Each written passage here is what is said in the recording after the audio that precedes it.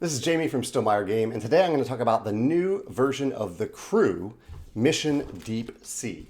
I got to play this at Geekway to the West recently with 4 total players, and I really enjoyed it. So you might recall, I've talked about The Crew before. The Crew, it was one of my favorite games from last year.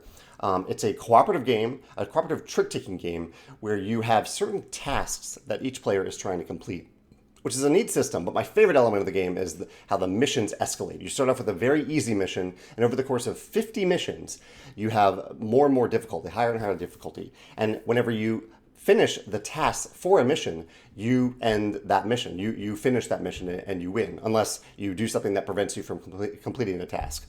So you get to finish right away and then move on to the next mission. I really like that system. So this new version of The Crew came out, and I was wondering what they would do different, and they actually did something really clever, I thought. In the original version of The Crew, the differences from mission to mission were described in the mission book and using some tokens. But all the task cards themselves were essentially of the same mold. They were like, okay, this card, if you take this blue 3, that means that you need to have the blue 3 card at the end of this mission. And if there are any tweaks to that, they were in the mission book. There are still some tweaks in the mission book, including a really cool octopus mechanism that lets you kind of divvy up the tasks as you wish instead of taking them in order. But the biggest difference are these task cards and how the task cards vary now. So you can see they already, even in this photo, they look very different than the original task cards, where it was just like a number and a color. Now, so I'll read them out in case you can't read it here. So there's one that says, I will win the pink 7 with a submersible, which I think are the wild cards in this game, or the trump cards. There's one that says, I will win no pink cards. I will win the 5 green card and the blue 8 card. I will win none of the first 4 tricks. I will win as many tricks as the commander. I will win fewer tricks than the commander. I'll win exactly 2 green cards, and I'll win, I can't read this one completely. I'll win at least 5, I think it was 5 cards of any color.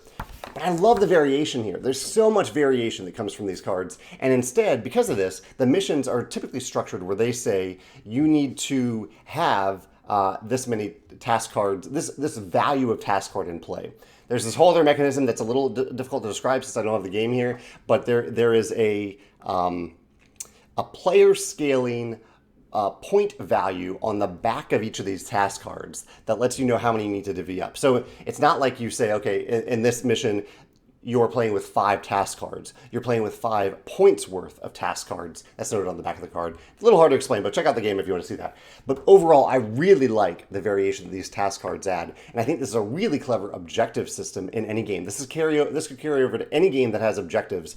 Instead of giving each player a specific objective, like a random objective, or instead of giving, instead of doing that, you could put these objective cards on the table and let players divvy them up either as they wish or in a specific order from game to game to vary what's happening in that specific game. I think The Crew does this in a really excellent way, and I think it could apply to other games as well. So I'd love to hear your thoughts. If you've played the Mission Deep Sea version of The Crew, if you have a favorite mechanism in it, and what you think of this task card system, or if you can think of another game that uses a similar system to divvy up in-game tasks or in-game objectives to make that game feel unique in comparison to other games. I'd love to hear your thoughts in the comments below. Thanks.